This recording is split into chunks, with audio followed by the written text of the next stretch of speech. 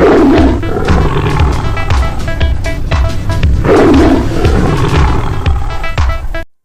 बार की बात है, एक गांव में एक लड़का रहता था।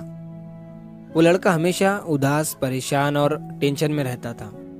वो हमेशा फ्यूचर के बारे में सोचा करता। सुबह होते ही उसका टेंशन भी शुरू हो जाता। घर का टेंशन, फ्यूचर का टेंशन, घर की जिम्मेदारियाँ, पढ़ाई का टेंशन। मतलब कि उसकी ज़िंदगी में सुख था ही नहीं। वो हमेशा ओवर थिंकिंग किया करता था और दिन भर डिप्रेशन में ही रहता। तो ये बात उसने एक बार अपने उस्ताद, अपने गुरु को बताई। उसके सर ने उसकी पूरी बात सुनी और उसे कहा कि तुम मुझे कल गांव की नदी के पास मिलना। लड़के ने वैसा ही किया। अगले दिन वो गांव की नदी के पास पहुंचा तो उसने देखा कि वहां पर पहले से ही उसके सर उसका इंतजार कर रहे थे। लड़के ने सर से कहा कि बताइए सर, आप मुझे क्या कहने वाले थे। सर ने कहा कि ऐसे नहीं, पहले हम इस नदी को पार करके नदी के उस साइड में चले जाते हैं, फिर मैं तुम्हें बताऊंगा कि तुम्हें क्या करना है।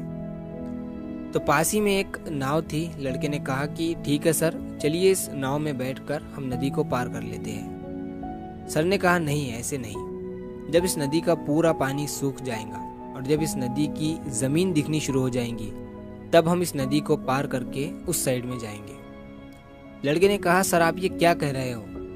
जब इस नदी का पूरा पानी सूख जाएगा तब हम इस नदी को पार करेंगे, तो शायद हम इस नदी को कभी पार नहीं कर सकते हैं।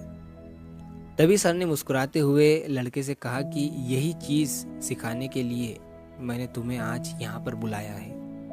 सेम इसी तरह इंसान सोचता है कि जब मैं अच्छे से सेटल हो जाऊँगा, मेरी सारी जिम्मेदारियाँ ख़त्म हो जाएंगी, तब मैं एंजॉय करूँगा, तब मैं ज़िंदगी को जीऊँगा।